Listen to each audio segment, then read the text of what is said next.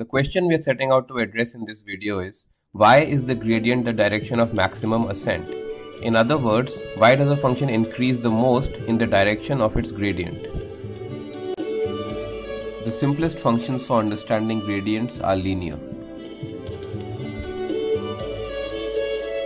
And in two dimensions, all you need to define a linear function is 2 points, a, 0 and 0, b. The equation of this line is x by a plus y by b equals 1.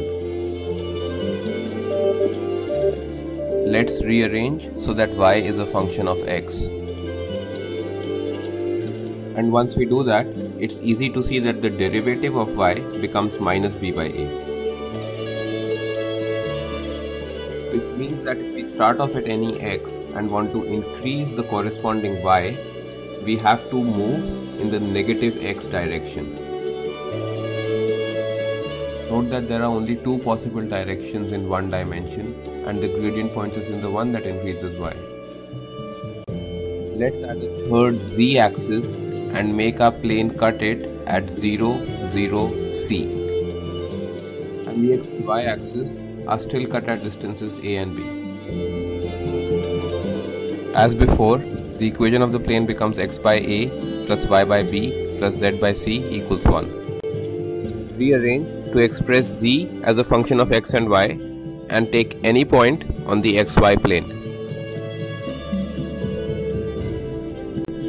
When there was only one free variable, we could either increase or decrease it. But now, there are two free variables, x and y, which means there are infinite directions in which we can move. So we can move to any point on a circle centered at where we are now. Now let's extend the plane downwards, construct an xy grid, and project every point on the said circle onto the plane.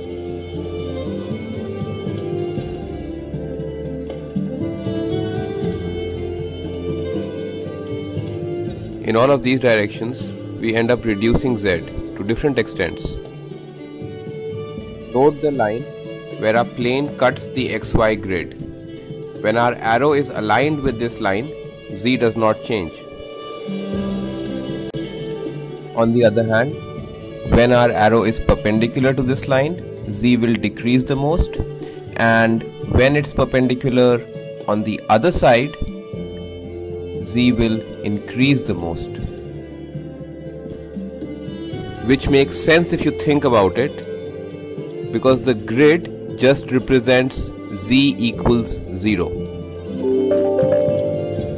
So the line where the plane intersects our grid will just have z equals 0 everywhere on it.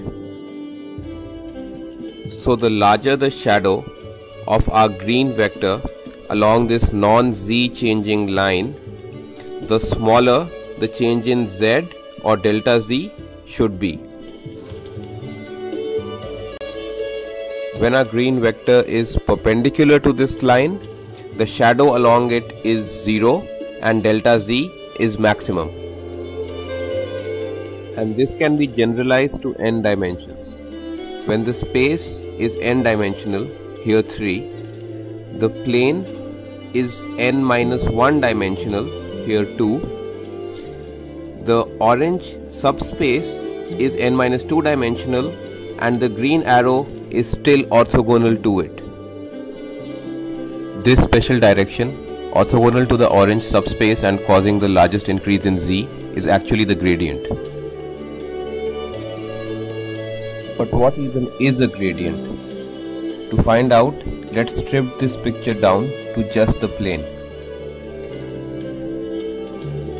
Recall that the equation of this plane is x by a plus y by b plus z by c equals 1. When y and z are 0, then x becomes a, and so on. For the rest of this video, I'll assume you know what vectors and dot products are. If not, I've included a link in the description. Coming back to our plane, we can represent x, y, z as a vector, let's say v, and v represents any random point on our plane.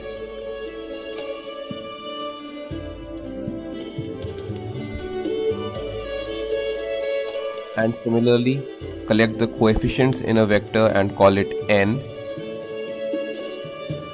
Here we draw the blue vector n, scaled until it touches the plane. Now the equation of the plane can be written as v dot n equals 1. Introduce a third vector p, which is v minus the scaled version of n. You can see that p lies completely on the plane. Rearranging, we get this.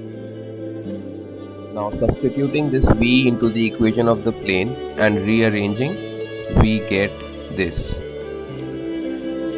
And now the punchline.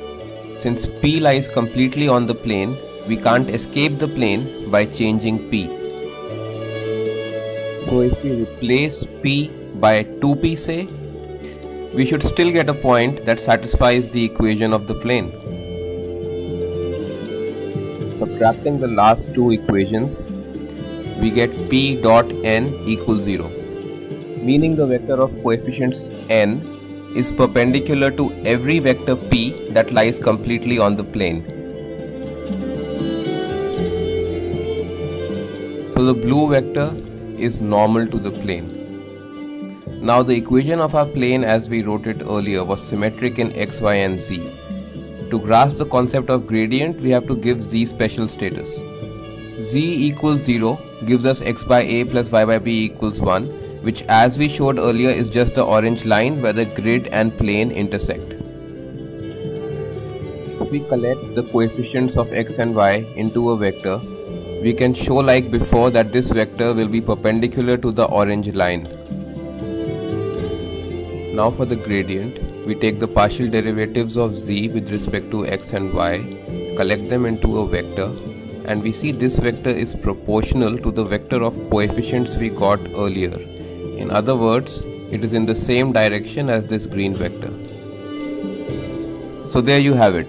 This direction, perpendicular to the orange subspace, both changes z the most and is also the gradient. And when we project the normal vector from before down on the xy grid, it aligns neatly with this direction. Even when we skew our plane, this projection remains parallel to the gradient. I'll leave it to you guys to figure out why.